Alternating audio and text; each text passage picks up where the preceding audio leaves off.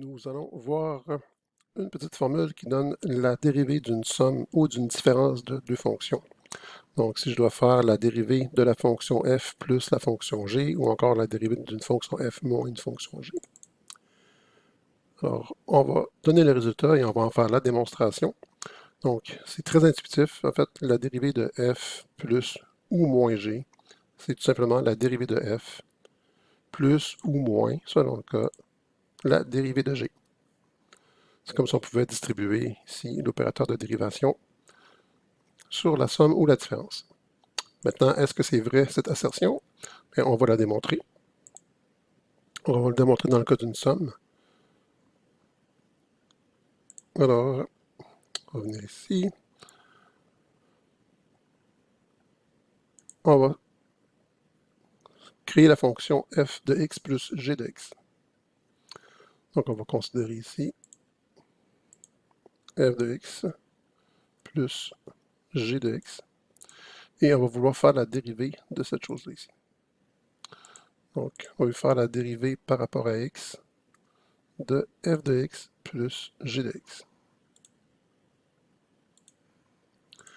Bon, là, je vais faire la démonstration. Donc, c'est comme si je ne savais pas que je pouvais utiliser le résultat. Donc, je dois me rabattre sur la seule chose que je connais avant d'apprendre ce résultat-là. Eh bien, c'est la définition de la dérivée à l'aide de la limite. Donc, je dois faire le calcul de la limite lorsque delta x tend vers 0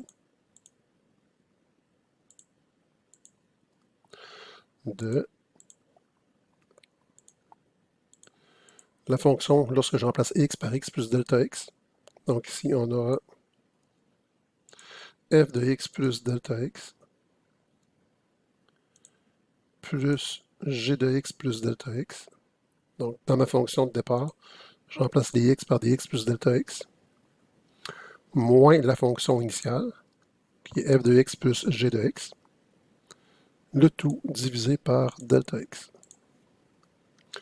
Et maintenant, je vais tout simplement réarranger mes termes. Donc, imaginons que chaque terme ici, les quatre termes, le premier, le deuxième, le troisième et le quatrième, c'était des nombres. Donc, supposons, si j'avais 1 plus 2 moins 3 plus 4, je peux réarranger mes termes et le calcul reste le même. Donc, je pourrais dire 1 moins 3 plus 2 moins 4. Donc, j'obtiendrai le même résultat. C'est ce qu'on va appliquer ici. Donc, on aura la limite quand delta x tend vers 0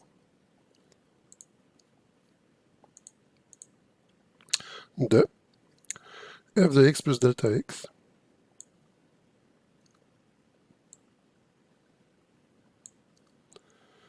moins f de x. Donc, si j'utilise la commutativité, plus g de x plus delta x, et moins, parce que je distribue mon moins ici, moins g de x. Tout ça sur delta x.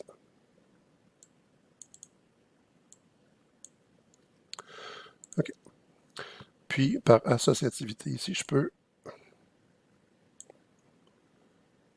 regrouper ces deux-là ensemble et les deux derniers ensemble ici. Donc, je les sépare pour qu'on voit bien ce qui se passe ici. Et on connaît le résultat. Du moins, on se doute du résultat. On devrait arriver à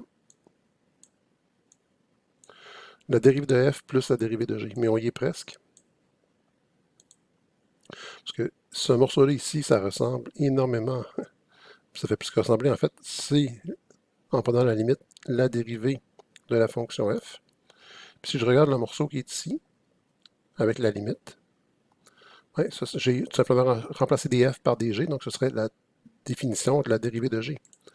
Donc, tout ce que j'ai à faire pour compléter ma preuve, égale. On a déjà vu que la limite d'une somme, c'est la somme des limites. Et ici, j'ai un rapport. Donc, j'ai une somme sur un monôme. C'est-à-dire que je pourrais casser ça en deux fractions. Le premier crochet sur delta x plus le deuxième crochet sur delta x. Donc, si je le fais au long, ici, on pourra dire qu'on a la limite lorsque delta x tend vers 0 de J'ouvre un grand crochet. Alors, f de x plus delta x moins f de x sur delta x et plus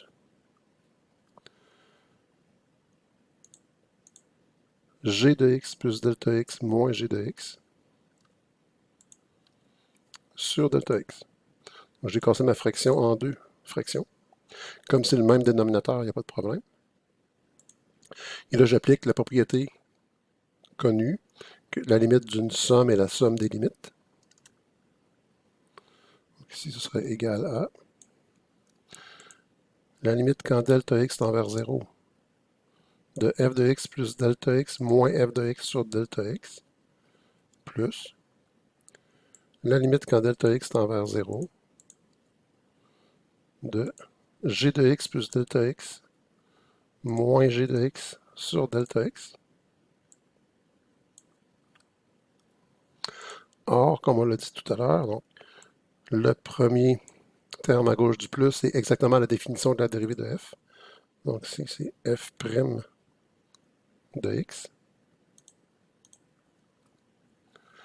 Et plus, ce que j'ai à droite ici comme terme, c'est exactement la définition de la dérivée d'une fonction g, donc de g' de x.